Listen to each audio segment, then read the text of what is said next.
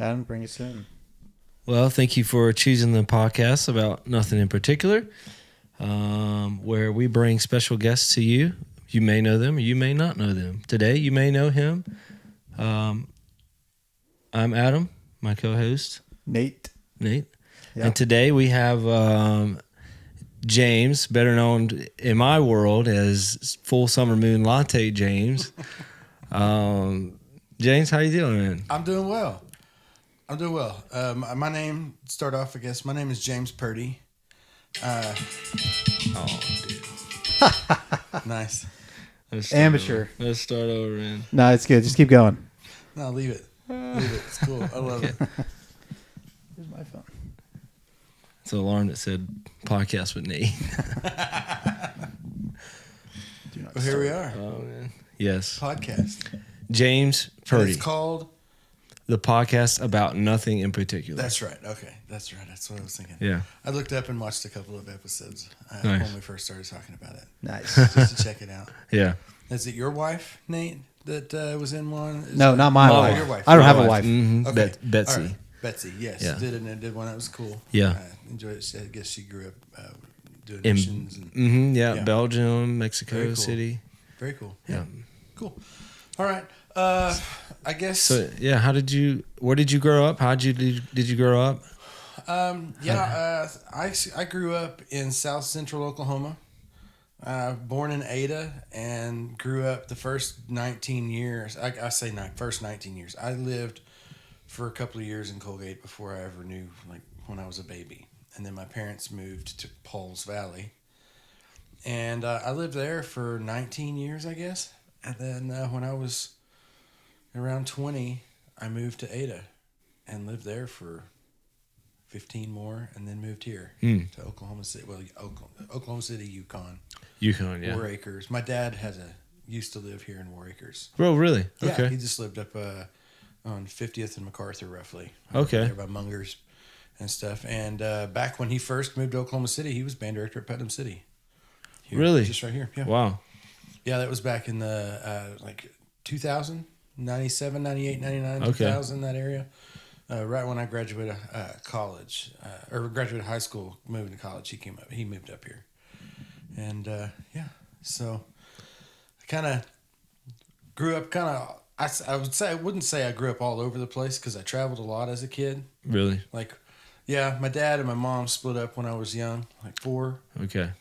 So I didn't get to. I traveled a lot to see Dad. Yeah.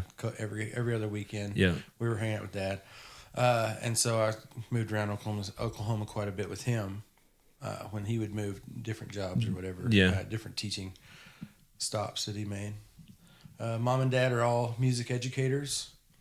Okay, so that's where the music comes from. Yeah, it's been like since I was a baby. Yeah. And quite literally a baby.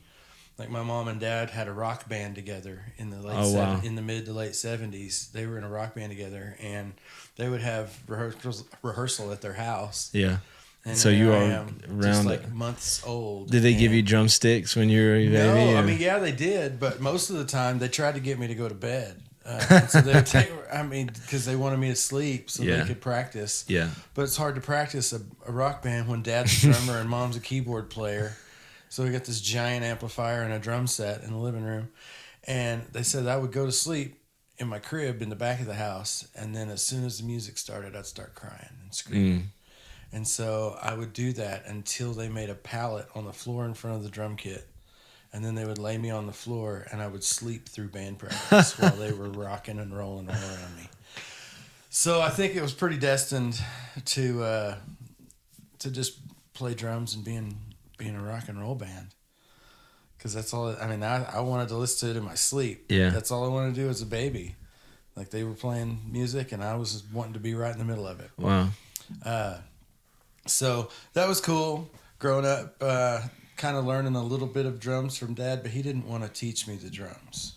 Like being a music educator, being a band director, my mom being a choral director. Yeah, they taught all day. Yeah, and Mom also taught piano lessons, and so before I ever even got into like school band, I did like 7 years of classical piano. before I ever started school band in the Oh, sixth wow. grade. So you play piano? A little still? bit. Oh, I don't really kinda. play much. Yeah. But having the background of playing piano and being able to read music and do all that has helped me as a percussionist, as a drummer. Yeah. Because when I went to college, I studied drums Right. and percussion, and there's a lot of keyboard. Like, people don't realize piano is actually considered a percussion instrument. Like, and all music majors, when you go to college, you have to take so many years of piano lessons, private piano lessons. You have to do all these piano proficiency studies and tests and all this stuff to play. You got to be able to do all that. So, like, spent a lot of years practicing piano and playing. I can do it. I just don't. It's not my thing. You don't love it. I'm a drummer. Yeah. I want to take drumsticks. I want to go play loud on a drum kit somewhere. You know, jazz is cool, but I want to rock. I want to play rock music. It's fun. Yeah. But yeah, so did a lot of that growing up, and like I said, I grew up in the church too. So I was mostly Southern Baptist and some non-denominational. Dad was a Methodist. Mom's a Baptist. They didn't got have married drums in in churches at college. that time, did they? No, not at all. And actually, my first band was a Christian band Okay. for like 7 years. And we started in 1999. Doing covers for like Third Day. Yeah, we were doing covers for Third Day. We were doing Nice. shows with Jeremy Camp. And, Nice. and way back, this was way back. Yeah. 25 years ago. Yeah. So, yeah, we did some cool shows doing that. We traveled a lot with that band. And that was a weird one because it was kind of a family band. My sister's the one that started the group. She Okay. and two other girls were phenomenal singers. We all of us in the band grew up together since we were like 8. You know, me and the guitar player were 10 when we met. You know, In the band you're in now. no. This was my very first band. Okay. So it was kind of a family band. My mom played keyboards for us. I was a drummer. My sister played bass and sang. We had a guitar player that also sang. So it ended up being this praise and worship band. What was the name of the band? 90 and 9. 90 and 9. I should have I'll get you a CD. I'll bring you Okay. a CD. Yeah. I've got Are like you? a whole Is it on box. Spotify or are you think on YouTube or anything? No, this is way before 90 any of before that. the- This is okay. way- so like this was, I think that first record, we'd been in that band, I think 4 or 5 years before we ever recorded our first record. Wow. And that was just us figuring out how to play music. 90 and 9. 90 and 9. Okay. And it's about being part of the 90 The and 99. 9. Yeah. Okay. Yeah, obviously Christian band. We had a very Bible based reason for our name. Yeah. It was cool. But it was fun. It was a good band, and I learned a lot. I learned so much about music, about playing music, and traveling. You know, we did a lot of travel, and it was cool. Then towards the end of that, I started playing with a bunch of bands. We were slowing down playing. Members were starting to move on to the next chapter of their lives, like because we were all in our late teens, early 20s when we started doing all this. So everybody started finding their either their fiance, they were either getting engaged and starting to get married and ready to hit and start a family. Yeah. Or in my case, I just wanted to keep playing music, and they were slowing me down because everybody else was starting to move on and get away from it. So, and I just was like, I have to do this. Like everything about me, every weekend, I'd go to work during the week and would just be talking about the shows over the weekend that I played, and the guys I worked in the engineering department as a draftsman. Like they were all like, "Why are you even here, man? Like you should be like, just go play drums, dude. You don't even want to be here. Like we can tell. Like all you talk about is drums." I'm like, "Well, it's my passion." Yeah. You know, but this is paying my bills right now. Like, working in an engineering department is paying the bills. Yes. But it was cool. You know, starting out in that band, I learned so much. I did. No, you're good. Dude, I We put got it on our Do own, Not Disturb. Pause that. I'm going to turn the air off too. All right. Oh, you're fine. Dude, Yeah, whatever you got to do. I put it on Do Not Disturb. Alarms go through Do Not Disturb. They can bypass it So you got to turn all your alarms off. Okay. Oh yeah. I didn't know My that. life lives by. I live by alarms. Like shut every. I have to. Yeah, I have to when I'm out somewhere doing stuff. I have to shut it off. I know. I'll be like, set an alarm for 5 minutes from now, so I don't forget that thing I have to do. Yeah. But my favorite. 5 minutes. I do it all the time when I'm grilling. Mm-hmm. Smoke a lot of meats? Yeah, I just do a lot of charcoal grilling. Okay. I don't have a smoker right now. My father-in-law is a big smoker, so when that's happening, we're all over at over at their house. That's good stuff. Yeah, I love it. So, are we ready? Are we still rolling? Yeah. Yeah, we're okay, cool. rolling still. We'll just- Cool. Yeah, so as you were saying, you were talking about you were drumming, or you were working, and then they kind of see. They were wanting me to leave They were like, "You don't even want to be here." I'm like, "Yeah, you're right. I don't." So I was like, "I'm going to go back to college and study music." And so I left and moved to, and that was when I moved to Ada. And so that would have been early 2000s. I can't put a number on the year like it specifically because it's been a lot. There's been a lot of water under a lot of bridges. Yeah. But I moved to Ada, enrolled in college, started studying music. What college did you go to? East Central University in Ada, Okay. Oklahoma, and auditioned because that was a few years out of high school by then. So I wanted to get a scholarship. My dad always told me growing up, I had to be sorry, let me backtrack just a touch.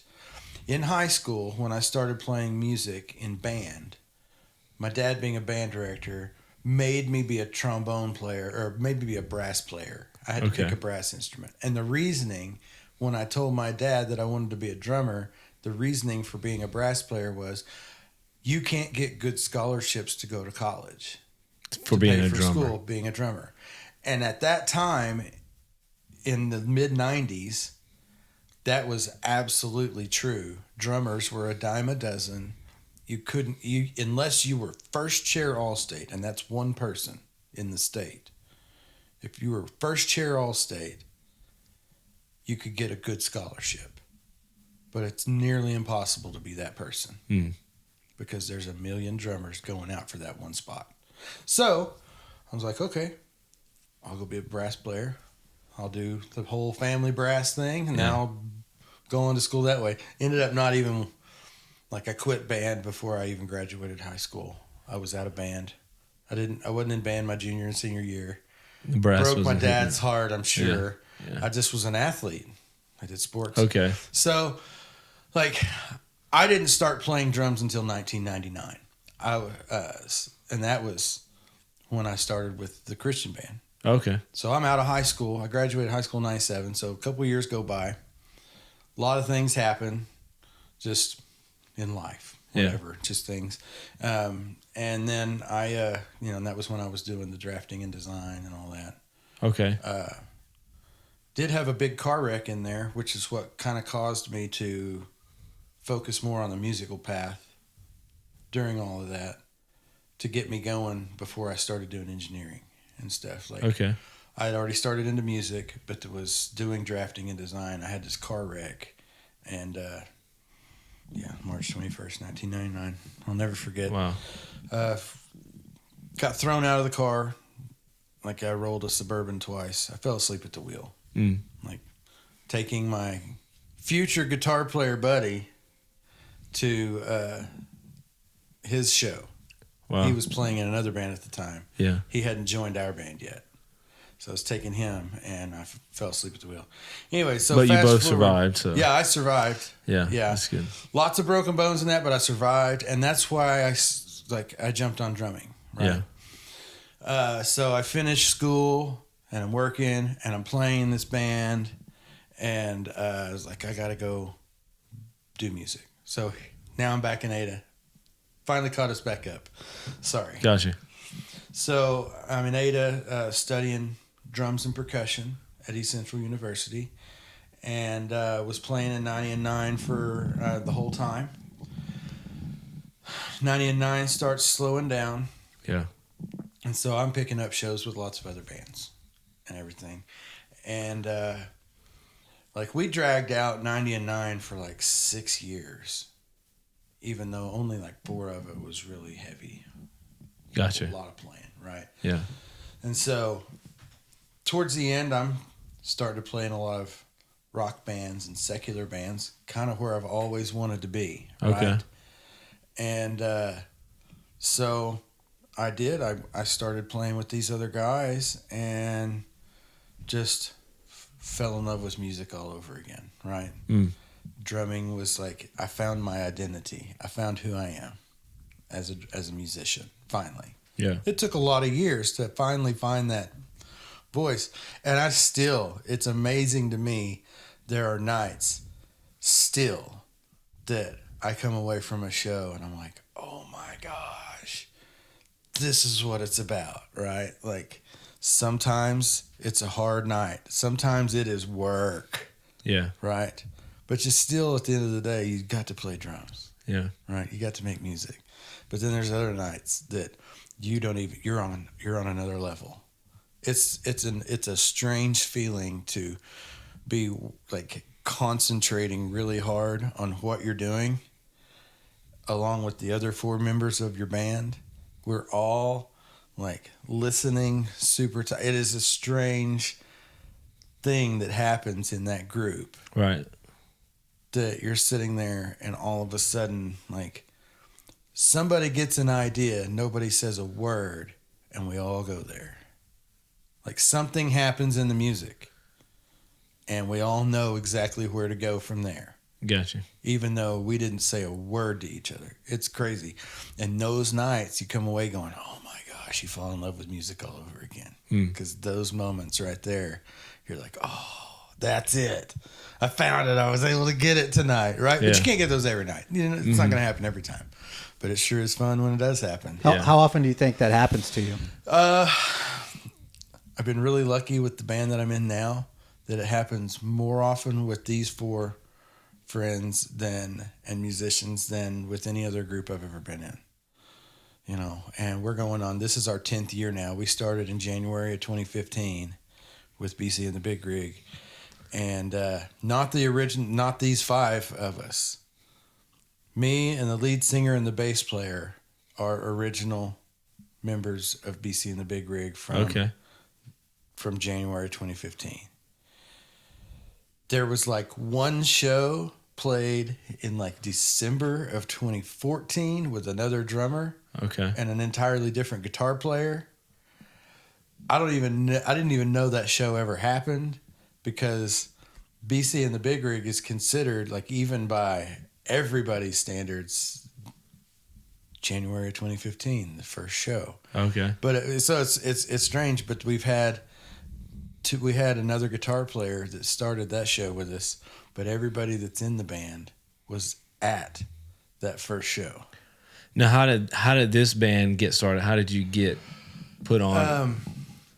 The years of playing with a bunch of different bands, I got super busy, and I had this, like, as a freelance drummer, because at that time I was totally freelance, just playing for whoever I could get a gig with at the time, right? Right. Sometimes it's a lot of running gigs in a row. Sometimes it's like this guy calls me for Thursday and this band calls me for Friday.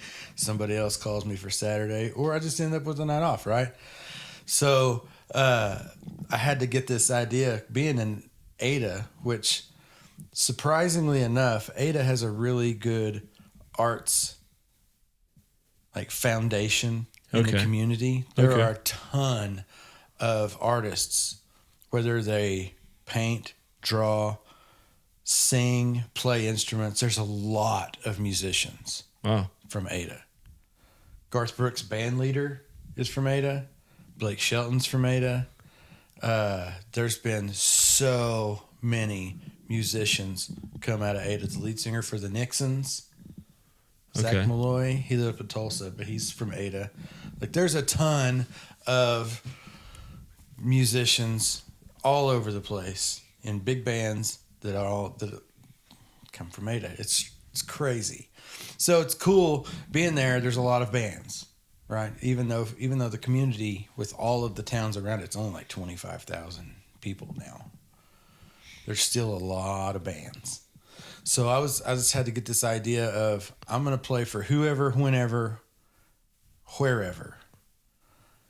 If I can make the gig happen, like if my schedule allows me to be from here to there in time, I'll do the gig. Didn't matter who it was, where it was, how long I was playing.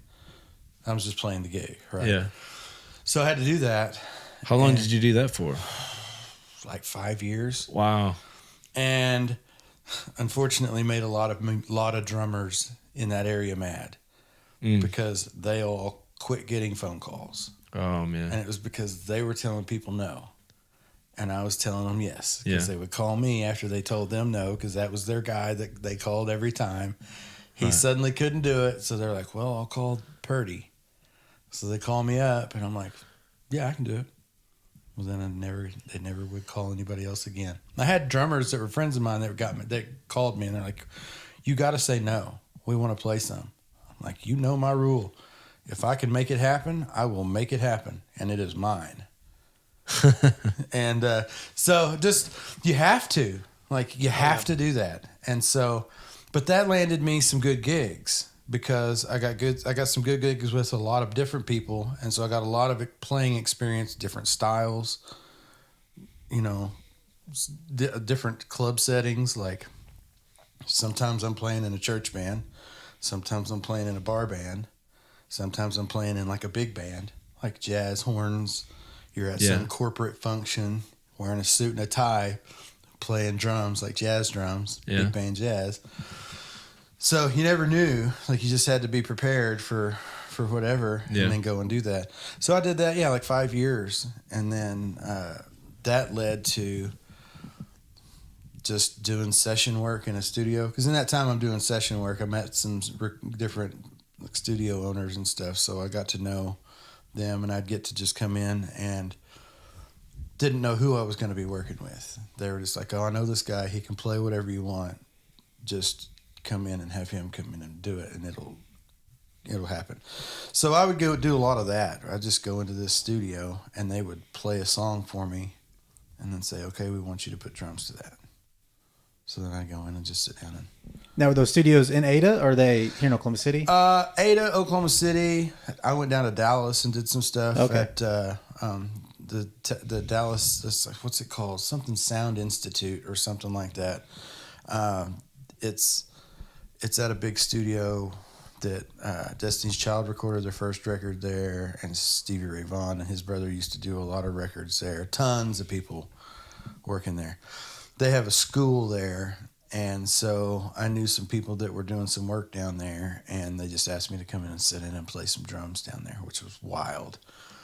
Because that's one of the bigger studios I've ever been in. Yeah. It was a really cool experience getting to sit and go into this one hallway and look on the floor and see this taped square with an arrow taped on the floor, and another square with an X in it with an arrow pointing back the other way at the box. And you find out that that's Stevie Ray Vaughan put all that tape there on the floor. That was where he put his amp, and this is where he sat to play. And they had these arrows so they knew where everything was exactly. Because this hallway was, I'm sorry, I'm moving my hand. This hallway is like 200 feet long in this studio. There's this one crazy, like perfectly square tube that's 200 feet long. And if you get just a little to one end, just slightly closer to one end, you get this insane slapback delay from the two ends because one end is closer to you. So you can clap, and it gets back to you quicker from this end than it does this end. So you clap once and then get two smack, smack. And then it would dissipate. It was far enough that it would dissipate enough that you it wouldn't just roll forever. It was wild. Wow. So they did this like natural slapback delay on his guitar. Wow. And it was just because he put it in this hallway. That's cool. Like, what in the world? So it's really cool getting to work in studios like that, getting to do stuff, But being in all those bands and doing all that different work for all the different people just allowed me to meet and expand, networking. Yeah. You're just expanding your field, your area. So would you say that your taste of the music industry is mostly good, mostly positive?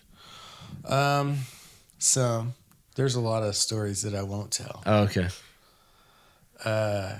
Just because I wasn't exactly in the best place myself when those things were going on. Right? Okay, I got you. Like there's a lot of it's amazing the struggle that musicians can find themselves in after a few years of just insanity backstage at clubs. And I think a lot of it is driven by people don't really get what backstage is like. It's work. There was a time in my life that it was a rock and roll backstage, right? There was a few years where I was in a band and we partied. We partied hard, right? But even backstage still wasn't crazy. It got crazy every now and then. And it was just like really big shows. There were more people there than security could handle, right? That's how that happened. But yeah, it's amazing how you find yourself in a place that you just did not expect to get yourself into after a few years. You know, like I did. Like musicians struggle with addiction. I have a lot of friends that still struggle with addiction. I still struggle with addiction, right? Like these things happen. I'm not doing drugs. I'm not doing pills. I'm not drinking a bottle of liquor every night, you know? Yeah. But those things happen. A lot of guys do that. Yeah.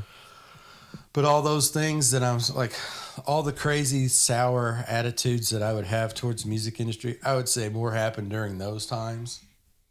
Yeah. Than they ever do now. Why do you think musicians, they have this thing about them that latches onto something? Accessibility.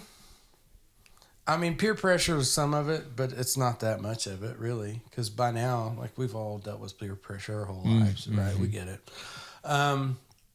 Accessibility, and I think that's kind of what I was getting at. A lot of the addiction and problems is driven by people don't really understand what backstage is about. Right. Right.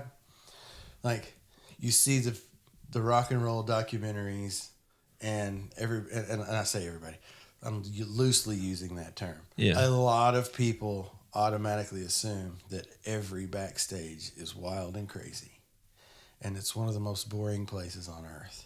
There's very little said. There's guys changing strings on guitars. There's drummers warming up on a stick pad with a freaking metronome in their ear, and if they don't have the headphones, everybody gets to hear the clicking of the metronome. Yeah. Like, that's backstage. You're hoping that maybe you have a case of beer on the stage so you can have a good cold beer while you're playing, maybe. If the venue is supplying you a 12-pack or whatever for the band. We don't need much. But, you know, it's just, that's the backstage vibe. It's really not a crazy party. Like some people assume. So when did you go full time as a musician? When did you leave your day job? That would have been 15 years ago.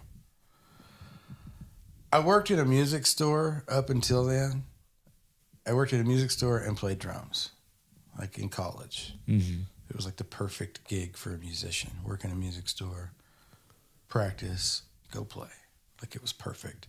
But I get to a point where you're playing enough. You're like, I can afford to live without having to work all day every day.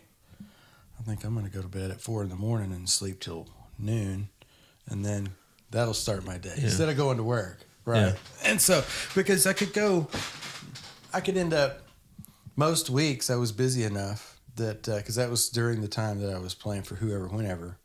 So I was so busy that I played 5-6 nights a week minimum, right? Like if I wasn't playing 7 nights a week, I was playing 5 or 6. Yeah. And so like I didn't have to work. I was like, I don't need another job. So how much are you making during this time? What are the gigs paying you? I mean, I'm making the same now playing like 4 gigs a month that I was doing 25 gigs a month then, you know, which is, Yeah. it's okay. We all want to be doing better, you know, and so we do. You know, some nights you're making, you know, for a 2 or 3 hour gig, you might make $300 or $400 each for that night. But then there's other nights you're going to play, and there might be 25 people in the room, and you're like, well, all right, we got fuel to go to the next show. Yeah. So mostly Right. based on attendance and ticket It sales. is. I mean, yeah, a lot of it is based on that, you know. But once you, of course, now that I've been in this band for 10 years now, or almost 10 years, when we call a place, we know that the most or the minimum we're going to get is X amount, right? Because we've played there enough that we have established with them a rapport with the venue, with the staff, and with all the people in the area. And so, because we actually do better outside of Oklahoma than we do here. Really? Right. Our band, we do better outside the state than we do here in Oklahoma. What any states that you do better in than Nebraska, than others? Kansas, Missouri. Yeah. Yeah. We do a lot more there than we do in Oklahoma. Or we did. We haven't traveled to Nebraska in a while, but there's a venue in Nebraska that outside of the Mercury Lounge in Tulsa and maybe the Hunt Club in Tulsa, we've been to Omaha more than any other town. It's like 20-something times we've been up there. It's a cool place. Yeah. We've never sold the place out. We pack it out all the time, but we've never sold it out. Wow. It's wild. Owner doesn't care because he knows that we're going to come up there and people are going to come out and they're going to come watch us and it's going to be good music and have a good time. And he's going to get up and he's going to get drunk and sing a song with us. Like this. He's just the owner. That's just kind of how it goes. Yeah. But he's great. He's a lot of fun. And it is one of our favorite places to play, called Buck's Bar and Grill. It's just a little roadhouse right outside Omaha. And it's got insanely good steaks. So where do you see BC and the Big Regs in 5-10 years? Hopefully we're all still rocking and rolling. Still just going. Yeah. We don't have like crazy lofty goals. Yeah. Because we've been doing this for a very long time. We are really enjoying playing where we play, what we play. We would like to do more festivals. So maybe playing more festivals and doing that, and but probably playing fewer small bars. So do you think, the summer's coming up in Oklahoma City, you think you guys will be playing at any festivals that the city will have? Around Oklahoma or City? Or anywhere, yeah. Maybe. We're working on a couple of gigs here in town, local. Like I think we'll get one in here, 1 or 2 this spring and summer, late spring, early summer in El Reno, at a place called Vices. It's a little dive bar, great music venue, a lot of fun, and we always have a good time there, even though sometimes hardly anybody shows up. We all have a good time. The owner loves us. We do. We have a good time. Play hard no matter what. Yeah. Play for 20 like you'd play for 20,000. Right. Whatever. But and it's wild to have those nights. As a musician, like I said, some nights it's work, some nights it's fun, like really crazy fun, you know? Yeah. And sometimes those nights happen to coincide with how many people are there. Okay. Yeah. So are you just playing for your band, or do you do any, sit-ins or sessions or anything like that? I haven't done much session work the last 5-6 years. I've recorded a couple of records with other people and stuff, but haven't done a whole lot. I want to do more, and being in this band for as long as I have and playing, and we were so busy for the first 8 years, we were just slammed, playing minimum 12 shows a month, just constantly going. As far as Key West, Southwest or Southeast, as far north as Chicago, and as far west as Red River, New Mexico was kind of as far as we've gone that way. You know, In the East, yeah, Nashville, yeah. Memphis. We've recorded a record in Nashville. We've recorded a record in Memphis. We've recorded down by Austin. We've recorded a bunch of stuff in our own studio. We have in Sepulpa, and our bass player has a studio. Nice. And so that's where we're doing most of our stuff now, because we all are spread around Oklahoma. Like one lives in Tulsa, one in Sapulpa, one in Stillwater, Edmond, and I'm in Yukon. So we are based out of Tulsa, I guess. Gotcha. Yeah. Like if you want to say, yeah, just because that's where the majority of us were when this all started. Was Sapulpa, Bixby, Tulsa, all right around there. Yeah. And then just have been just getting after it, hitting the highways, burning up the highway miles. It's been fun. Yeah. We've loved it. And we want to keep going with this band, but I want to play with other people too. And I think as a musician you have to. You kind of it's easy to get stale and kind of real complacent and just you're not in a rut. You're just going through the motions, right? Yeah. So with me, what I found is that playing with a bunch of different people at different times, or even just this one every now and then gig where somebody calls you and you get to go out with them and play a bunch of music that you've never heard, or you don't get to hear very often because you don't get to listen to that person, right? So that stuff will really get your brain thinking and working in a different way musically than you've been doing in a while. Right. And so that a lot of times will flip a switch for me and for other guys that I work with to be fed creatively, I guess, and get you really back into it. Yeah. Nice. It's cool. I do enjoy working with other people on their projects.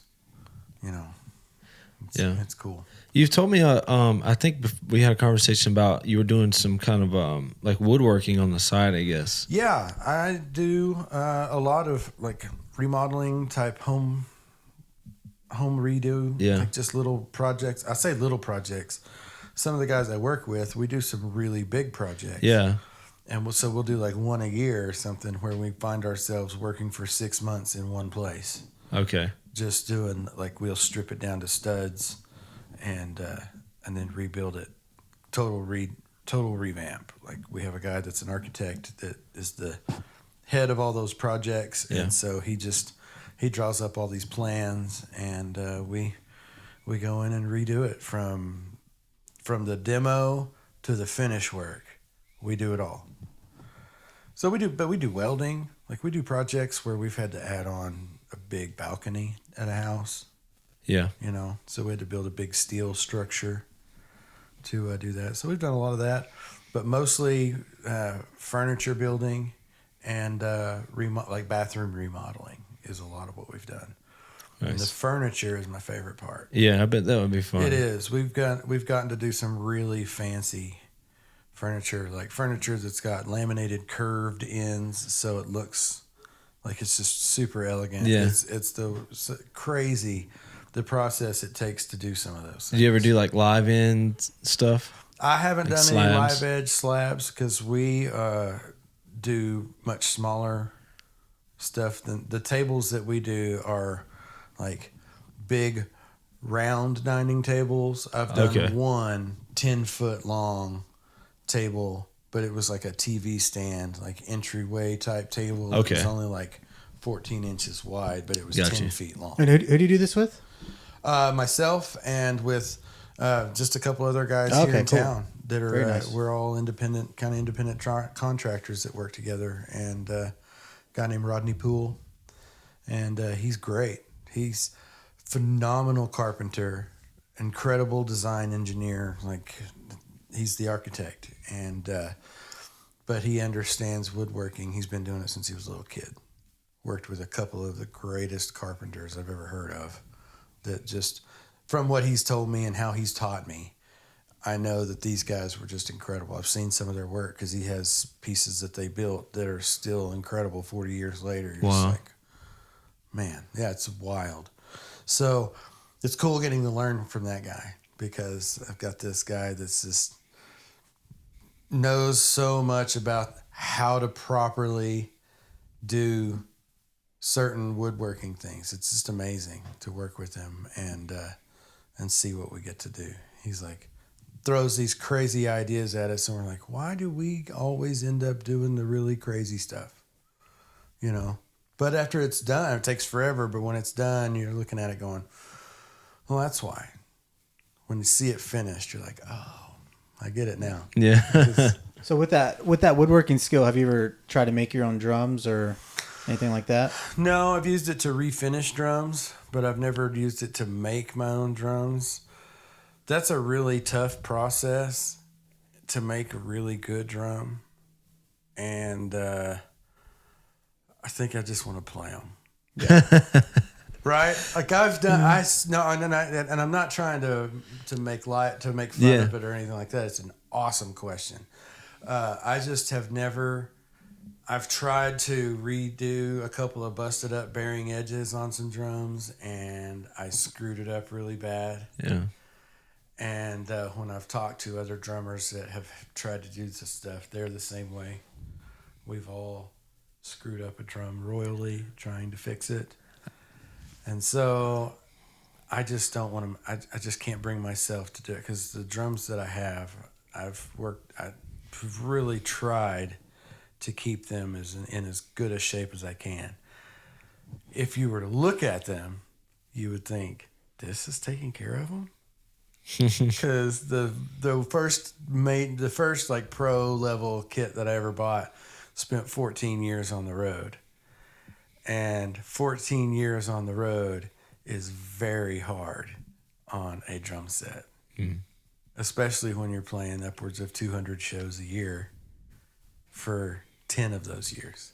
So what do you play on? What's your kit? My kit these days, I'm playing a DW Collector's kit. It's a Maple Standard, and it was my dream drum kit. And it took me almost 20 years of professional playing before I got that kit. I wanted it so bad, and it was so expensive. I was like, I can't do it. I just never could. Yeah, never could swing it. And a drummer I know in Tulsa had my dream kit. He had purchased it and ordered it from DW for himself, not knowing it was knowing that it was everything that I wanted in a DW kit. Oh, wow. This guy had ordered it for himself and played it for like a year. And when I say played it for like a year, he had it set up in his house and practiced on it every now and then. And he said he only played 3 shows on it in that year. It only saw the outside world 3 times. And he tried to get me to buy it after that year. And I'm like, I can't afford that drum kit, man. Sorry, I can't afford it right now. So a year and a half later, we're in Sturgis, South Dakota.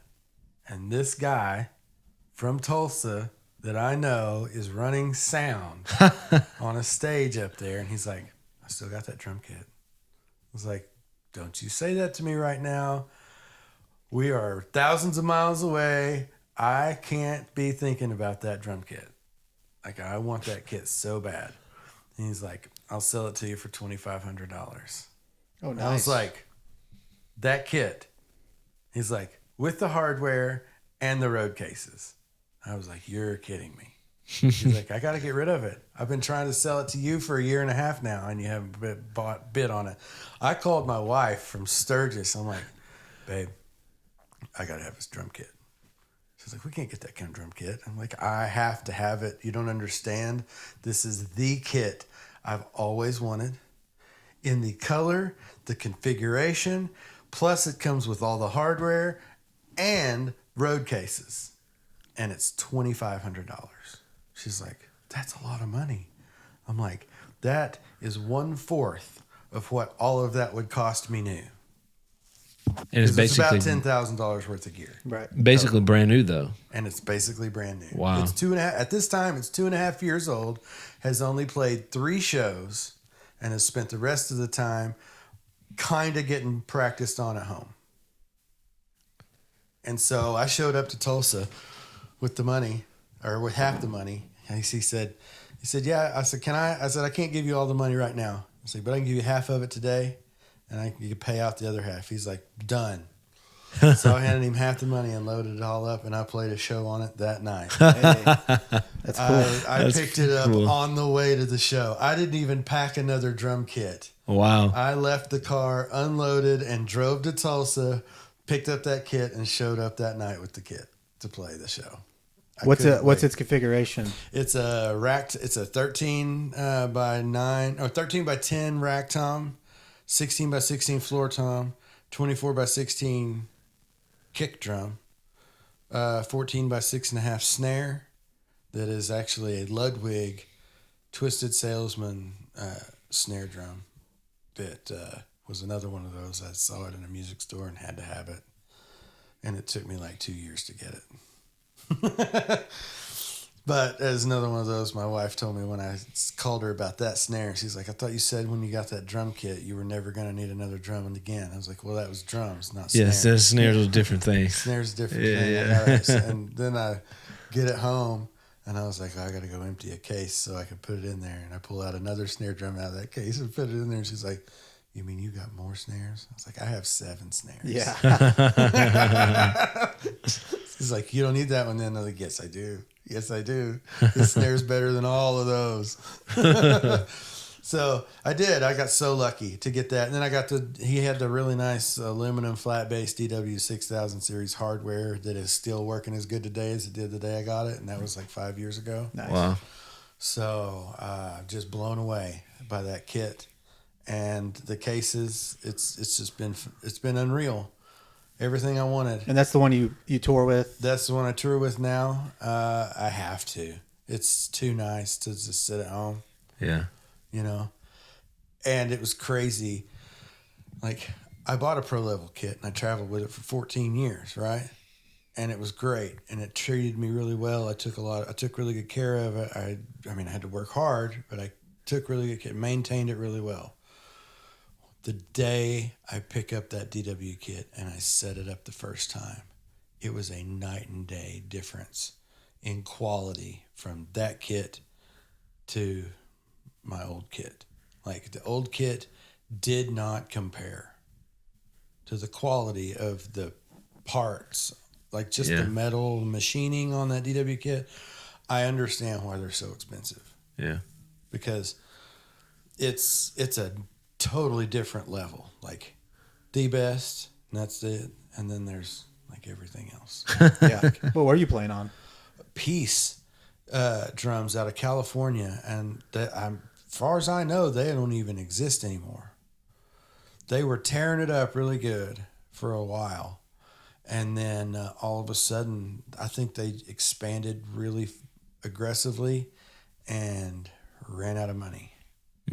And had to just shut it down because they were making really nice kits and weren't charging them very much money for them. Like, I got that first pro level kit I paid a total of $700 for it. Oh, okay. But that was when I worked in a music store, and I got it for 75% off.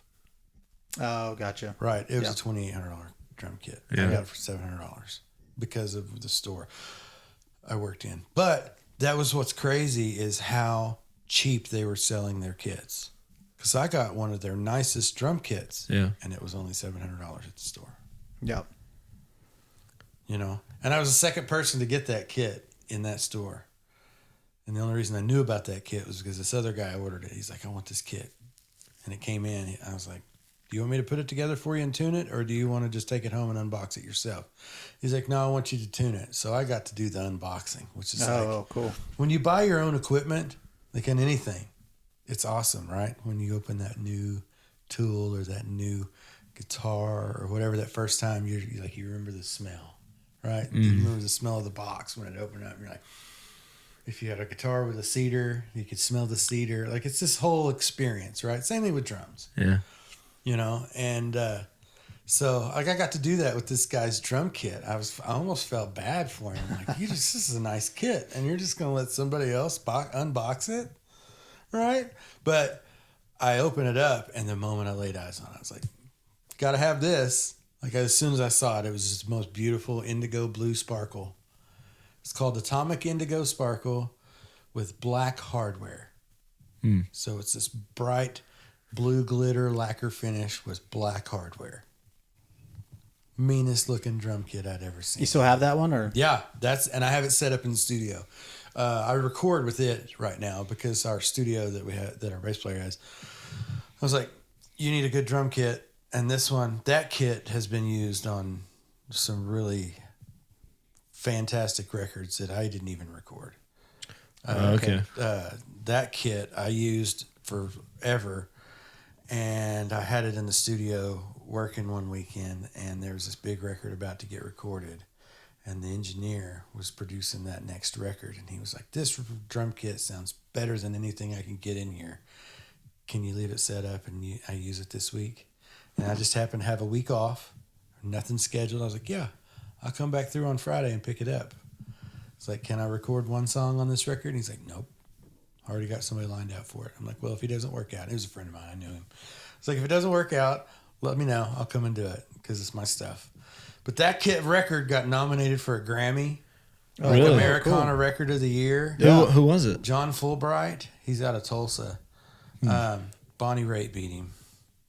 Of course. It's Bonnie Raitt. She's Americana Queen.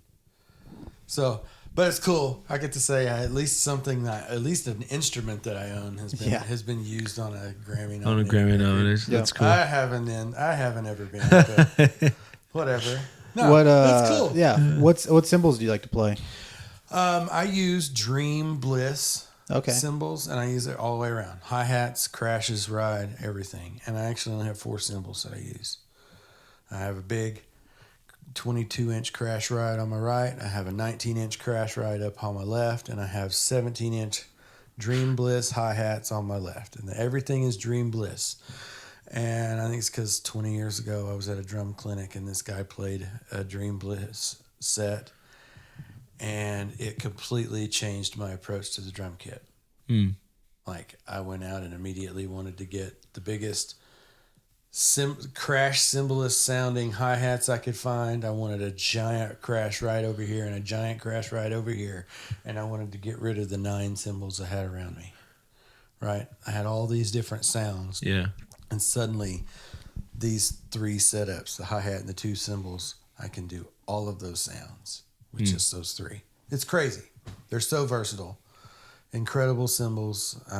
One of them I've had forever because I went out like the next week and bought a Dream Bliss 19-inch crash ride after hearing this guy play. I went out and started the process of getting the cymbals, and that one has a giant crack in it these days, and it still sounds incredible. Yeah. Plays great. So love them. Love those.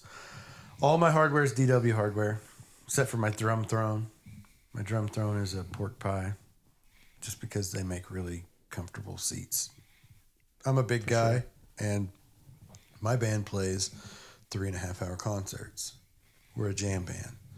So when we play when we're on a bill by ourselves, it says we start at 7. We're not done till almost 11, right? Or we start at 10. Time. We're done at 1:30. Mm-hmm. Last call. That's when we're done. It's just kind of how we've always done it, and we love to jam and make up music. While you're playing, like we'll take a song that we've played forever, and it's a 7-minute song, but it becomes a 20-minute song because there's these jams that happen. Yeah. And it'll go these different, then we'll bring it back and finish it out, and then we'll go on to the next thing. So we do that a lot of jamming. You know, we're a rock and roll jam band. We're part of the Red Dirt music scene. I have been forever because we all kind of came from that, but from other bands. But when we started this band, we were very much more rock driven, which is kind of like the old, I don't know if y'all are familiar with the Red Dirt music scene in Oklahoma and Texas, but Cross Canadian Ragweed was like the rockinest, right? Like they were a rock band. and like Jason Boland is very honky tonk country, right? Okay. But they play shows together all the time, or they used to back in the day. Like just so there's this big arc of musical styles that falls under the umbrella of Red Dirt music, and so we're way on the more to the rock side with with Ragweed, and now it's called The Departed with Cody's band, and then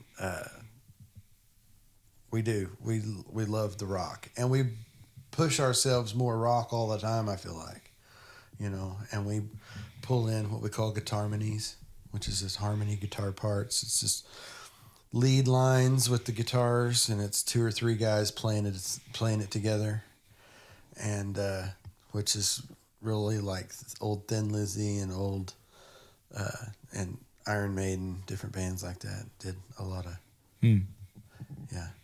Molly Hatchet.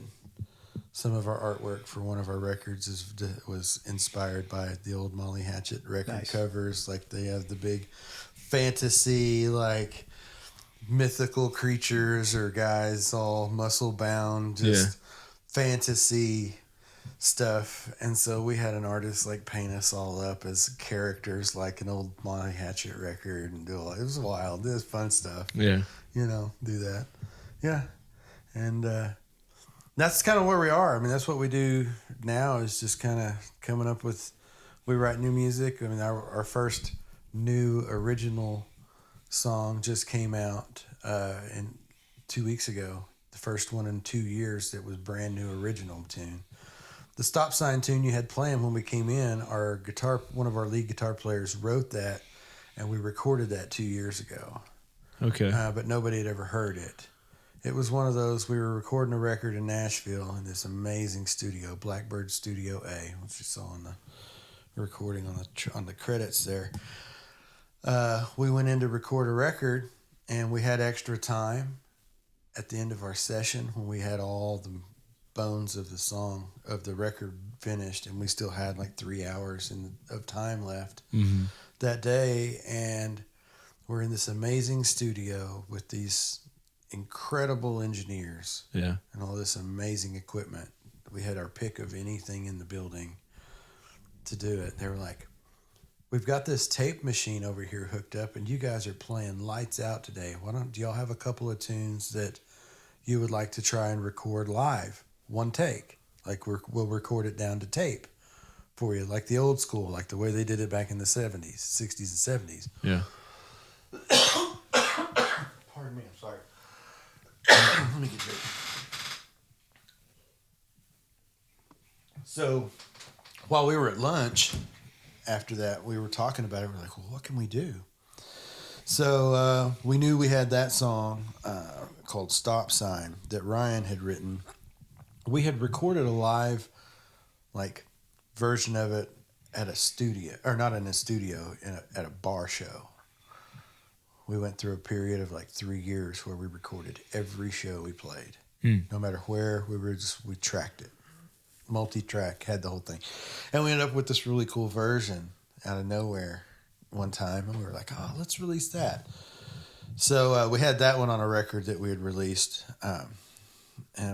but we hadn't had one that we had recorded the old school way, where you record with all this amazing equipment, just like all the old pros did it, and do it down to tape.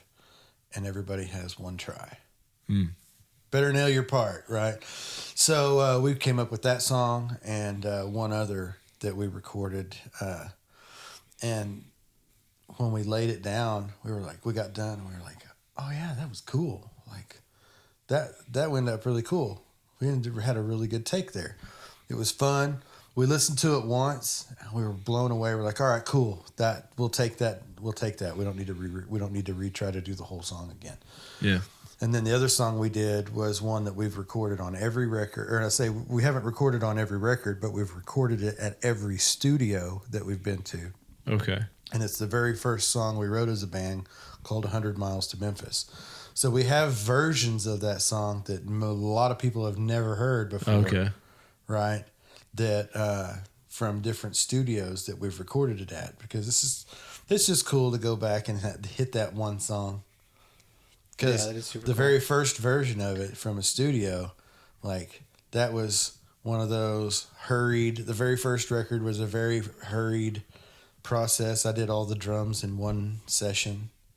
It was supposed to be 2, and I screwed up my schedule and had to do it all in one. Wow. Right. Like it was just one of those things. So every version after it has been totally different. Has been considerably different than the very first version of it.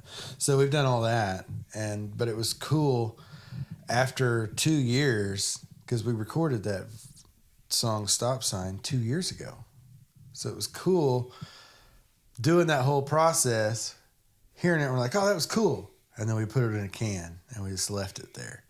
And then 2 years go by and we get this idea for 2024 to release something new every month, right? We were like, well, how do we get caught up on that? Because here it is, middle of December, and we haven't recorded anything for January yet. And so we had a live version of a song called Full Throttle. We released that one for January. Then we did Stop Sign, that tune that I was just talking about, the live recording from Nashville that we did last month. And then we did Beat Down, Bruised, and Broken is our newest song this month. And then next month's song just got sent to distribution last week. Or no, sorry. It got sent to mastering last week. Okay. If you would like to hear it, I'll play it for you. Yeah, that'd be great. Let's hear it. And it's a cover tune. We recorded some Thin Lizzy, a song called Cowboy Song, and we did it with a different lead singer. We brought in a friend of ours who is always, every time he hears us, he's like, you guys sound like an oaky Thin Lizzy. We're like, okay, well, why don't you come and record a Thin Lizzy song with us? Nice. So we recorded Cowboy Song. Jacob Tovar, the guy that sings lead on it, is a great guitar player, great singer, and he is very country honky tonk. Okay. And we are a rock band. So it creates an interesting dynamic. Okay. But the song Cowboy Song, I don't know if you're familiar with it. You might be once it kicks in. Okay. Once all the electric guitars and everything kicks in, you might be familiar with it. I don't know if you've listened to much Thin Lizzy, but I don't think so. they're an old classic rock band. So here is Cowboy Song. No, yeah, we haven't let anybody hear it other than like a couple of people at one show. We played it live for them. Oh, nice. So.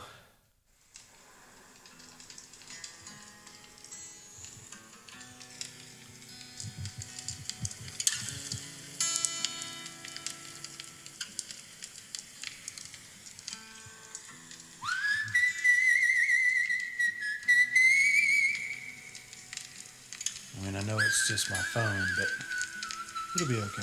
Yeah. It still sounds pretty good.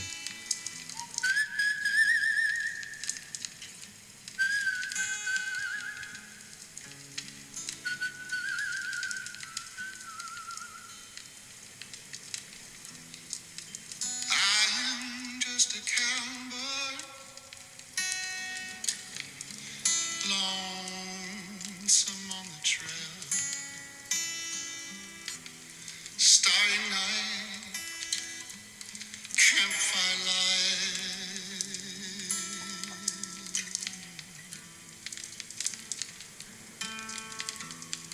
The coyote call and the howling winds wail. So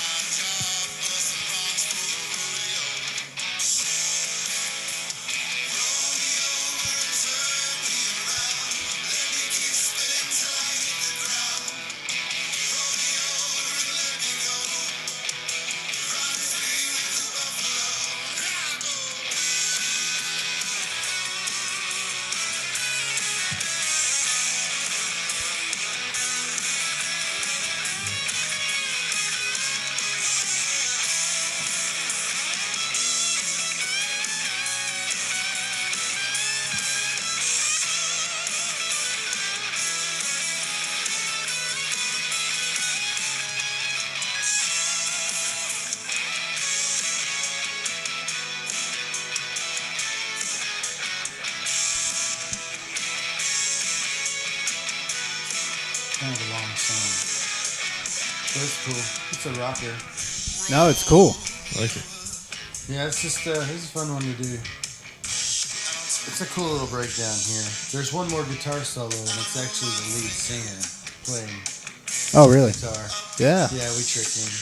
He thought he was just kind of playing around in the studio that day because he was already done singing. And we're like, hey man, you're a pretty good guitar player. Why don't you grab a guitar and do a couple runs on the guitar solo there? He's like, why would I do that?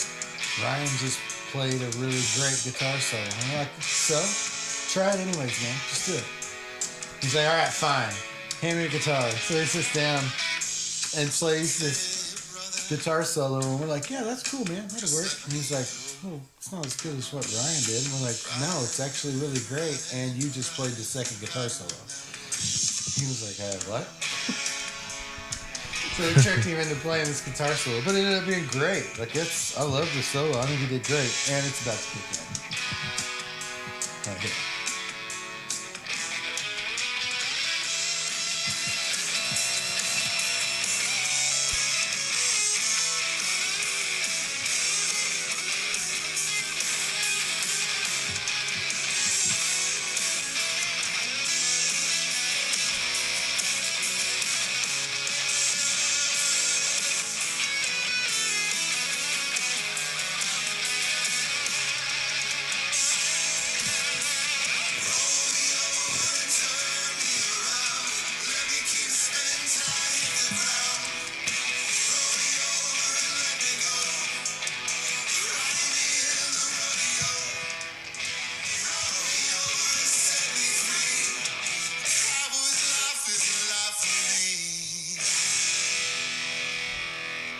That's it. I love it. Nice. Cool. Thank you. That was a lot of fun to work on. That song was a whole lot of fun. And y'all have never released that before? No, it's going to come out next month. Next month. Yeah, it's at mastering right now. So that's Very cool. It's kind of a little quieter recording because it's not been mastered. Everything Sure. gets Right. pumped up and to the max it can be, and everything's pretty cool. Absolutely. Yeah, man. So yeah, that's kind of where we. Yeah, it's got some country. It's got some like Yeah. kind of classic rock That sort of, but some song like 80s rock. you That know? song is a very much a country song. It's about a cowboy. Yes. And so, like, when I started listening to the lyrics and was charting everything out, working on it, trying to figure out what we should do with it, I was like, oh my gosh, this is a country song. I've just always listened to it as a really cool guitar song because it's great. Thin Lizzy does great guitar rock, you know? And then I listened to that, and I'm like, there's some things we can do here and just make it country. And at the very beginning, like the whole thunderstorm and it's a cowboy. It was very hanging out in a cave, riding out a rainstorm, a thunderstorm on a cattle drive kind of idea, I guess. I don't know. Very, very cowboyish. Yeah, but it's fun. It's a fun one to do. But we do stuff like that, and then we have very somber. Like we have some pretty cool, like our Like beat just down, acoustic bruised, and kind broken. of. Yeah, the song for March is pretty. It's a heavy tune. It's called "Beat Down, Bruised, and Broken," and it's a divorce song. So it's a tougher message, but it's a really good song. You know, and hey, things happen. So, you know, it's just one of those deals where one of the guys was like, I got to write this song. So we have songs that we've written for a movie that never got made. Oh, man. But we've released the song. It's called Alive, you know, and it's done well for us. It's a good song. I like the song. Yeah. And, but the movie never got made, and I don't think it's ever going to get made. What was the movie? I don't even think there was a title for it yet. I think they were still shopping production companies to greenlight actually making the movie. Oh, okay. They had everything ready to go, screenplay, all the stuff.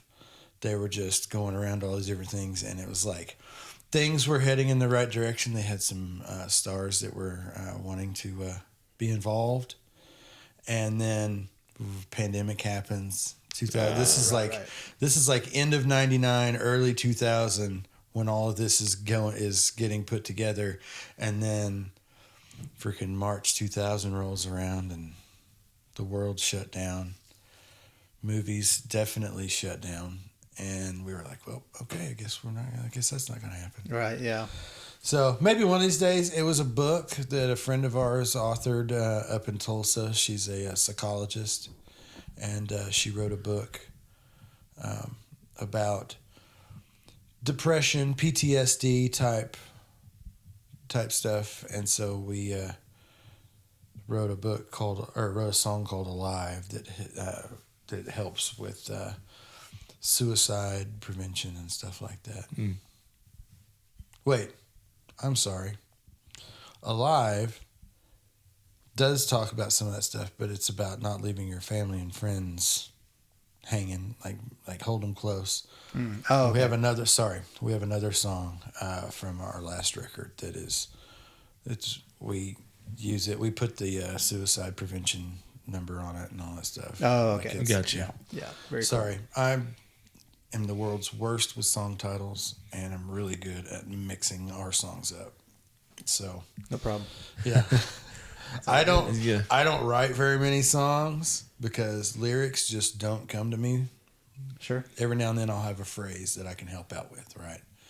But let me help arrange. I'm an arranger, not a lyricist. Arrange. What do you mean by that? We figure you get lyrics, right? And so you can identify what the verses are and what the chorus is going to be for a song, like different sections of the song. Okay. And then you just have to figure out and arrange how they're going to go. Okay. Arrange. Okay. I see. You're arranging the different parts of the song right into one thing. Yes. And you're trying to get the the story to story. come across. Yeah. Use the music to help elicit with the lyrics, the emotions of the song, I guess. Yeah. I don't know. To try to be fancy with, we're going to play this part here and this part there. And Yeah. see how it goes. It's kind of how it really is. But yeah, it's fun. It's a really fun process. Especially working with the same people for as many years as I have now. Yeah. Y'all know how each other think. Right. And you're like. Things fall together very quickly. Yeah. And unlike any other band I've been in, we do most of our most creative ideas happen live on stage in front of everybody else, and people don't even realize it. But like the very first 5 or 10 times that we play a song live that's never been played in front of people, that's when it takes its shape the most. Like we've rehearsed in sound check, or we got together to write a new song and work it up.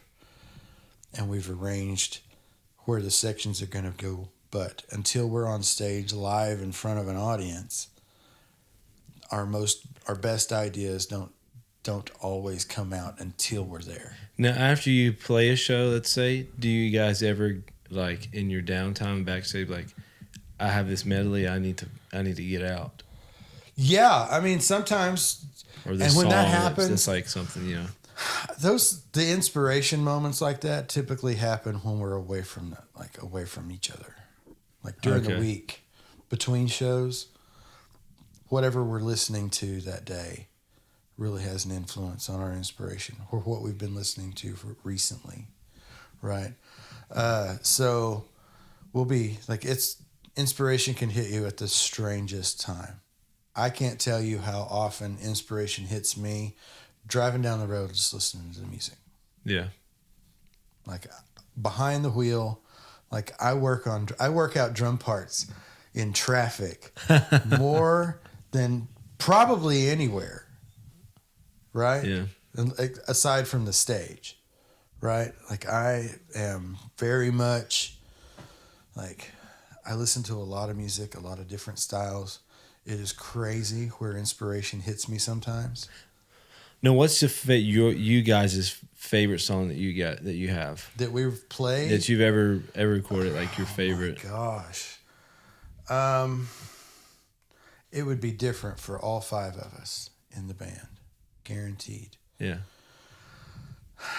I can't tell you which one I have the most fun playing, because there's 5 or 6 that are really like, oh, I'm going to have fun when I play this one. Right. Right. Like it's just one of those that you just get pumped up to play. there are songs that that one person loves that another person in the band is just kind of like, it's a good song, or it's okay, So I know all five of us would have a different answer to that song, to that question. Gosh, my favorite to play, or which one hits you? Hits in me the heart. hardest. Yeah. It hits me in the heart the hardest. Gosh. How I Was Raised. It's a brand new song that's not coming out till Father's Day. Okay. And it's one of those, our lead singer's dad passed away a couple years ago. Oh, man. And he wrote this song, and we've been playing it for about a year now. Maybe a year, maybe 2 years, actually. It's been around for, but we've not recorded it. Okay. We still haven't recorded it yet. Like it'll be done. I think we're doing it in April. We're recording it in April because it's coming out in June. So we record in April. That way we have time to mix it and send it to mastering and all that stuff. Artwork has to be done. Gotcha. It's a crazy process. Yeah. Releasing 12 individual singles rather than one whole record with 12 songs is a wild process. Because rather than spending a month recording 12 songs, right? Getting the 12 songs that you want to put it on a record, getting all that done, and then having a guy sit there and mix all 12 of those songs until they're right. And then you send that off to another guy to master it, and then they send it back to you, and then you send it off to distribution so that they can get ready to have it to put it wherever it's got to go. Wherever it's going. Meanwhile, you've talked to an artist about artwork for that one song rather than artwork for an entire album. Gotcha. So it's totally different. We have so much, the canvas is larger, right? Yeah. Because now you're looking at each individual song rather than an entire project. But then after you get done releasing these 12 songs, you're gonna put it in an album. Yeah, it's all gonna come out at the end. Yeah, December will probably be all 12 songs. Be the 11 we've done, and then the new one for December. I've noticed a lot of artists are doing that process. It's cool. It's made us much better at recording. Even after 10 years with this band, it's like we just now figured out how to do it. Yeah. Right? Like we're like, this is how we've got to do all our projects. We need to get together like this and do all of our stuff moving forward needs to be done this way. Yeah. We don't need to do it any other way. That's cool. So, yeah, we're looking at trying to go back out to Nashville to do another record out there at Blackbird and do it. But we're not going to do a whole record. It's going to be like 3 songs. Okay. That way we can go out there and actually utilize the time in that amazing place to put 3 incredible projects together, right? Like tackle each one as its own thing instead of all of them as one thing. Because 12 different songs are 12 different... A song is an individual. Right. Right? Like... It's crazy. You can have concept records where everything follows the same theme, but you still have 12 individuals. Individual things. Right. So it's been wild to think about that process and do all that. Yeah. It's killer. Yeah. It's cool. It's fun. I know I've said that a lot, but it is. It really is a lot of fun. Yeah. Man, it's pretty cool. Yeah. Yeah. Hobbies wise, I love to fish. I really do love to fish. Yeah. Mm-hmm. Just bass, crappie, striper. I just like to fish. Where do you go fishing at? Just mostly just over at Overholser because it's right by my house. Okay. Yeah. So I just go over there. If I have a couple hours, I'll run home, grab my rods, and I'm a mile from the lake. So I just hop over there and Nice. find a spot. I don't have to catch anything. I just got to put a hook in the get water. out there. Yeah. Get that connection. Well, you call it fishing, not catching for a reason. Absolutely. And I don't have to catch anything to have a good time. But when I am catching things, I have a real good time. Yeah. Right?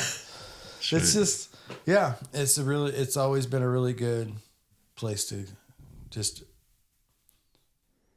relax, cut loose, turn. I don't want to say turn my brain off because my brain's usually really active when I'm fishing. Not about fishing, just life. Yeah. Right? I do a lot of meditating when I'm fishing. Just thinking about whatever. Yeah, Like, life and like, quiet. you know, I'll talk to my grandpa that passed away a couple years ago.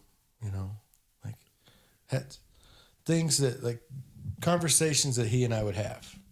Like I'll go and I'll have that conversation. For sure. You know, it's cool.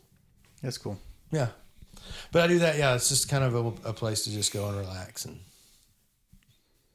Yeah, And, Lake Overholser is cut pretty loose. nice too. It is.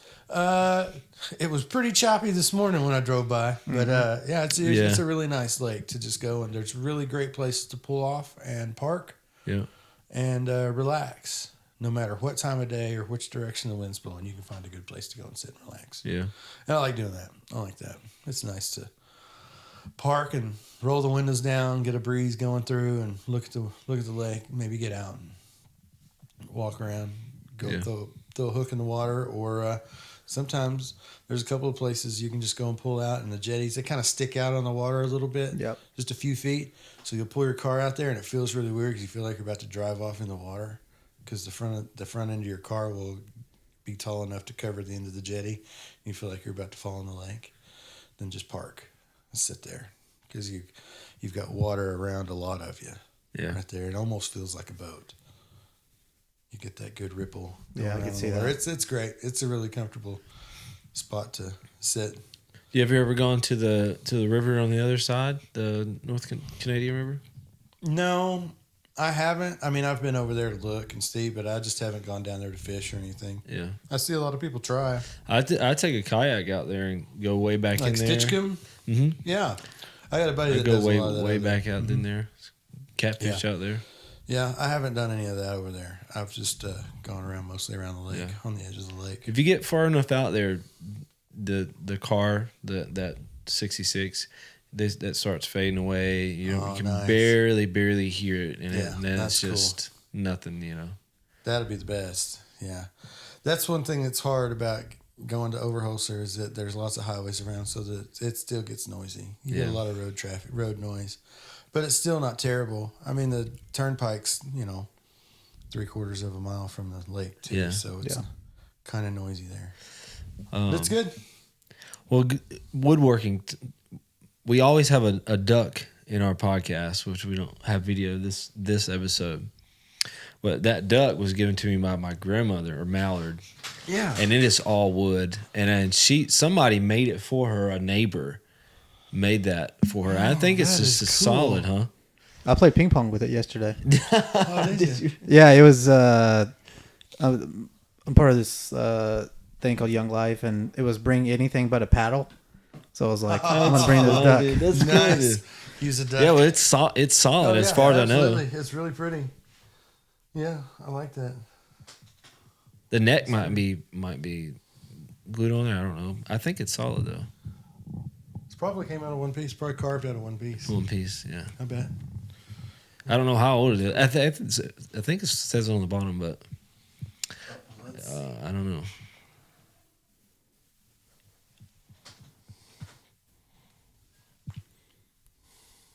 Bobby and Drew. That's all it says on the bottom. Bobby and Drew. Who's that? I don't know. Bobby and Drew. I don't know. Somebody in Henderson, North Carolina. Very cool. Family. So where can people follow you? Where can they find you? Well, we're on the typical social media platforms: Facebook, Instagram, Twitter. BC and the Big BC Rigs. and the Big Rig. B as in boy, C as in Cody. Yep. And the Big Rig.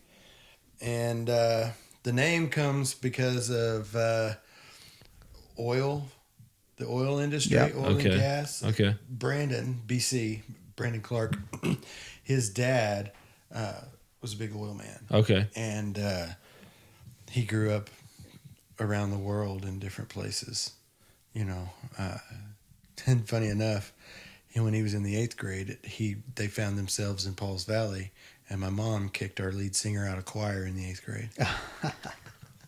Nice. Wow. Wild how our stories were intertwined, because he was only in Pauls Valley for like 1 year, maybe 2, and then he moved out to Guyman, and where he graduated from. Very cool. But just funny little tidbit. My mom kicked our lead singer out of choir in junior high. Yeah, but anyways, what was I saying? Sorry, that was kind of a little tangent, but a little funny little story. That's cool. there. Instagram, Facebook, Yeah, so you can find us. Spotify, Apple Music. Yeah, it's all under the same name, BC and the Big Rig. So just do at BC and the Big Rig, and you can find us. And you'll have a website as well? Yeah, we do. It's bcandthebigrig.com. Okay. But everything is pretty much social media based. Like our website doesn't get much traffic. It's more Facebook and Instagram. Yeah. And upcoming shows, new releases, all that stuff. all on there. that stuff, especially Instagram. That's the best place to get all the information because it's so accessible. We can post there and you get Facebook and Twitter and all that done at once. So so look up Instagram, BC and the Big Rig. You can find us Spotify, iTunes or Apple Music, whatever it's called now, SoundCloud.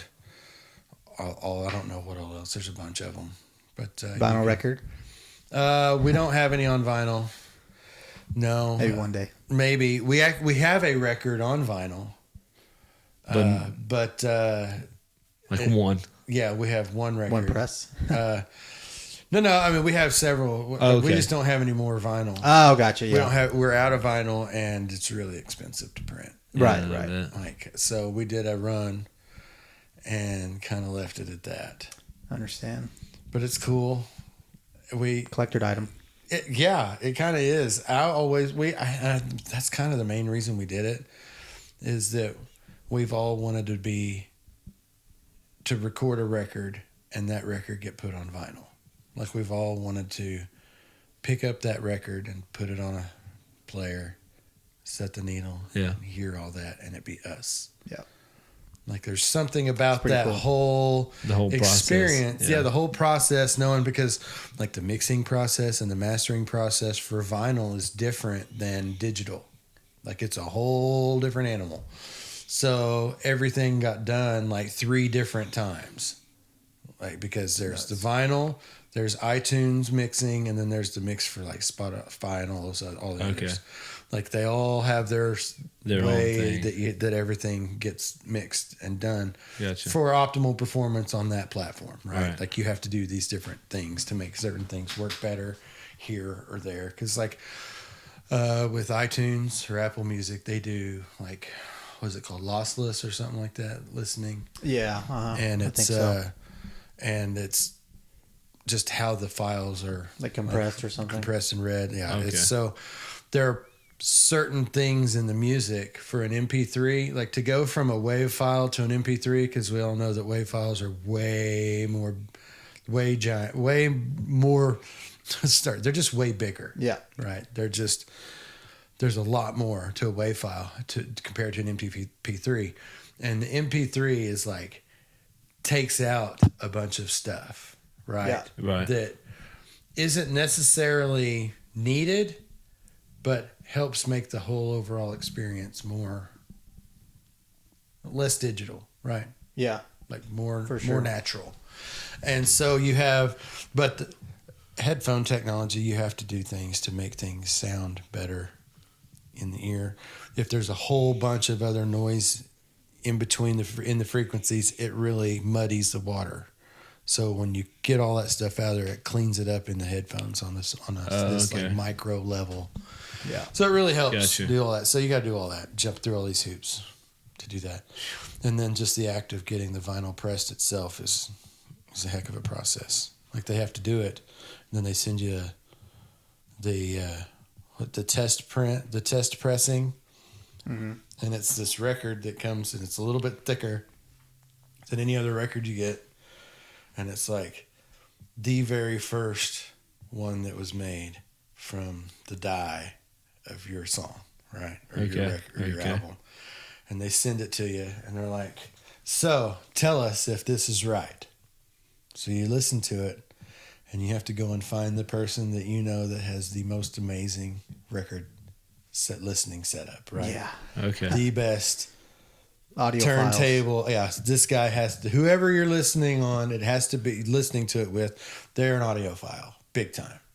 And so we found like 3 people that we knew had amazing record collections and were really into making it just the ultimate vinyl experience, right? So we go over there and sat down in groups and just listen to the song, listen to the whole record front to back on it, make notes. At this time, this needs to happen, or this happened here, and this is not supposed to be this way. And then we'd send it back to them. And then a week later, you get another one, and you listen to it, perfect. Then they start making them. Nice. Then you got to pick your color of vinyl. That was cool. What color did you pick? I just thought it was gonna be like a black record. Bunch of black. And they're like, oh no, we get to pick a color. We're like, oh. So our band, we chose the color beer. It's actually a color that was listed in there, and it's kind of this like translucent. It looks like you poured a bunch of honey on like saran wrap or whatever, and it kind of hardened. Okay. And so it's this like golden, like translucent That's gold pretty cool color. But it's called beer. Pretty cool. And we thought that was funny because we like Miller Lite. We drink. It's just kind of one of our things that we do in the band. It's funny. Somebody said, well, are y'all sponsored by anybody? And we're like, no. But if we were, it would be Miller Lite and Gold Bond. Those would be our sponsorships. Nice. That's funny. It's just dumb, but it's funny. Yeah, we just make ridiculous jokes in this band. And awesome. So when's your next show? Let me tell you. A couple weeks. We're off next weekend, being Easter weekend. Right? And this next weekend, Easter weekend? I think so. Yeah, this weekend's Easter weekend, so we're off. I got a session next Friday. Next Saturday, I'm in Tulsa. Or no, sorry. A week from Saturday, I'll be in Tulsa. April 6th is my next show. That's my wife and I's anniversary. Wedding anniversary. 5 years. Were you playing that? The Mercury Lounge in Tulsa. We're playing the late show, so we go on at like 11. Very cool. Played on 1. And then we're at the Mercury Lounge again on that next day, but it's our afternoon show. We always do what we call Big Rig Sunday, first Sunday of every month. We get together, and our lead singer has been playing on Sunday afternoon from 4 to 7 at the Mercury Lounge for the last 19, 20 years. So the first Sunday of the month, the band, we get together and do a full band show. Nice. It's just come in and listen to the tunes. Yeah. They open the garage doors on the side of the building and let the air, if it's really nice, get out. Sometimes somebody brings a grill up there and they'll do some grilling and stuff during the show. There's a really cool show right before it called Bluegrass Brunch, and it's an incredible band. They get mandolin, banjo, steel. Like it's I love the progressive bluegrass. Okay, they have full drums, keyboards. Gotcha. Bass is electrified. Like there's an electric guitar lead player, and there's a ridiculous acoustic guitar player. There's a guy playing. Yeah. The brother of the lead singer plays like a washboard and different things. It's a really fun band. Yeah. There's like 10 people on that stage. It's really fun. I'm a bluegrass guy. My grandmother was a hillbilly from Virginia. Okay. So I love the bluegrass. Yeah, these guys, they get after it. There's something about the fiddle, man. It just You can go on Facebook and look up the Mercury Lounge. Mercury Lounge Tulsa, I believe, is the name of their page. I follow a few bluegrass club or groups. The Mercury Lounge Facebook. has like the range of genres of music in that place is incredible. Yeah, like the way they have so many different styles of music. Like last time we were up there was this really great like Americana singer playing with a band that just the drummer plays in that bluegrass band and a whole bunch of other bands. He used to play with Jason Bowen and the Stragglers for like the last 3 years. He just recently quit.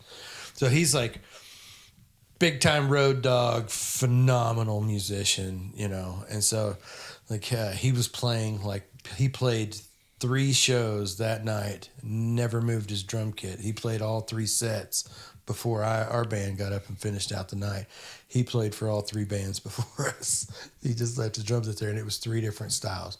It was like, wow. There was a female solo Americana singer that's phenomenal. She did great. And then the very next band was a rapper, Okay. right? So it went from Americana to rap Yeah. to this band from Tulsa called Saw Guy, which is very blues, guitar driven, really good. Like, I wouldn't call it R&B at all. I would call it just really good probably more blues rock. Okay. You know, bluesy pop maybe. Okay. I don't know. It's kind of, but the band's called Saw Guy. You can look them up on all the media. Yeah. Too. They're really great. And then us at the end of the night. So it was this very big range, and it was the 20th anniversary of the Mercury Lounge. Wow. And they asked you guys to play for that. Yeah, That's so we did awesome. that. Yeah, it was really cool. That's like Mercury Lounge is kind of our home bar. We got a song written about that place, and yeah, it's kind of they're kind of our home base. The staff and everybody there, they love us. So just one more question. Okay. As a drummer, who was there ever a drummer that you idolized growing up, or that you look to now? You're like, Lots. man, There's been lots, and I think it has a lot to do with what you're listening to, because like I've always been a rocker. Like I grew up wanting to listen to rock bands. You know, my dad was a big Eagles and classic rock fan, which for him it was just rock, because that was when he was rock and roll bands. right? It was his rock and roll band. Yeah. So I grew up listening to all that: Doobie Brothers, Eagles, REO Speedwagon. You know, just Foreigner. Tons of really great bands, Yeah. And that's kind of all over the place. But then I also listened to a lot of big band, because he listened to big band stuff. So there was all the drummers from all those great bands. Of course, Don Henley from the Eagles is just ridiculous because he can sing and play really well. John Bonham from Led Zeppelin, which that was more. I didn't listen to Zeppelin because of my dad. I listened to Zeppelin because of my friends. Right? Okay. They introduced me to Zeppelin, and so John Bonham. Buddy Rich, who is he's widely considered the greatest of all time. John Bonham's considered one of the greatest rock drummers of all time. So, but there's been so many that have influenced me, because Buddy Rich influenced me on all the jazz stuff that I played, because I did a lot of jazz combo stuff. Then there's John Bonham, who, if you can play the stuff that he plays, you can play any rock song you want to play, right? Then there's guys like Carter Beauford that plays for Dave Matthews Band, who I listened to that style when I was in the Christian band growing up. The first 6 years playing, listened to a ton of Carter Beauford, because a lot of the songs that we wrote as a band were very similar to the style of music that the Dave Matthews Band played. Okay. Right. So me and the guitar player listened to a ton of Dave Matthews, and I was always trying to work out things that Carter played to work it into the stuff that we were doing in 99. Yeah. You know, but it changes over the years, because towards the end of 99, I started playing with all those other rock bands and all these other different styles, and I started getting into players like Steve Jordan, who he did a lot of stuff with John Mayer. He's now the drummer he replaced Charlie Watts in the Stones when Charlie passed away a couple years ago. Steve Jordan's playing for him. Steve's played for tons of people. Like, he's recorded songs for Sheryl Crow. Like, just, it's off the charts, all this guy. So Yeah. I've had a lot of influences from a lot of different people. Neil Peart is another one, just because of what he did with Rush. He wrote all of those songs. Like, Rush wouldn't be Rush if it wasn't Neil Peart. Wow. It's crazy, you know? And it's crazy to say it, but one that I found out was amazing at arranging, a drummer that I found out was amazing and all that, is Lars Ulrich from Metallica. He's the one that arranges all the Metallica stuff. Really? Yeah. So, I didn't know that. But arranging's kind of been one of my things that I've always loved the most, I think, about playing and writing new music, is getting all that going. But so having all these different guys all the years, because growing up in Paulus Valley, my friends were huge Metallica fans, and so that's why I listened to a lot of Lars playing. Had no idea he was the one arranging all that stuff. But I get why some of that stuff feels so cool now to me. even though I'm not a huge Metallica fan. Right. There's some of that stuff I'm like, oh, I get it, and it's because like it was formulated by a guy that thinks like me, Yeah. right? Like I get that. It's crazy. The further you get into music, how you realize certain things like that about you. I still hear bands today that I'm like that were classic bands. Like I never was a big Clash fan, right? The Clash. But I pulled up a Clash record, put it in. I'm like, I need to listen to these guys more often because this drummer plays like me. Yeah. He sounds like what I would play in this song. I would play that, Yeah. right? It's like it's crazy. You come across players all the time that just blow your mind. One of my favorites today to listen to, drummers, is Todd Zuckerman, and he's the drummer for Styx, Okay. and he's widely considered by most of the drummers out there in the world today, even the best drummers in the world today, that he is the best. Really? Yeah, look him up. The Todd Styx. Zuckerman. Todd Zuckerman, the Styx. Styx. His Instagram page is awesome because he posts videos of him doing stuff all the time from Styx shows. And Okay. you'll hear his monitor mix. Okay. Or Yeah. whatever. Yeah. And so you'll hear very little of what Styx is playing, and you'll hear almost all of you'll hear all of what he's doing. Yeah. And you'll hear just a little bit of Yeah. what's happening in the band peeking through. It's cool. It's a really cool deal to watch. It's awesome. Sorry, yeah, Any more I mean questions? we've talked for a long time. No, that's good. It's good. This is man. awesome. This is good content. I know. So the song you played, the Cowboy, hasn't released yet. Is there a way would you like for us to take the file maybe and just since we had some interruptions or whatever, or just leave it as is? Let's leave it as is right now because that one's coming out next month, so it'll be out. Right. It'll be out in like 3 weeks. Okay. Yeah. Sounds good. Cool. Yeah. Awesome. Yeah. I was sworn to not Right. give it out to anybody. Right. We all had to say, "Hey, we're not doing that." 'Cause Well, we still cannot had to release go- release this episode for. Yeah, no, you're good. You'll be fine to release it, whatever. That's fine. Okay. That's not a big deal. But we had to. I think we're still waiting on final permission, Okay. which it's real easy to get. We're just kind of waiting on Thin Lizzy's people to say, yeah, whatever. Sure. No problem. It pretty much won't be like it's nothing that y'all have to worry about at all. Y'all can do whatever you want with the podcast. Like that's not a big deal. Like, Yeah. all that other stuff that's on us. Sounds good. All right. Yeah. You want to bring us out, Adam? Like, thanks for listening. Yeah. Thanks for having me on. Yeah. It was fun. Yeah.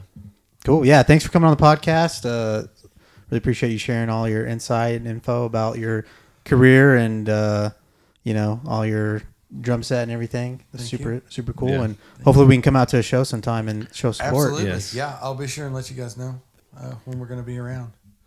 Cool. Thanks, James. Thank you. All right. Sweet.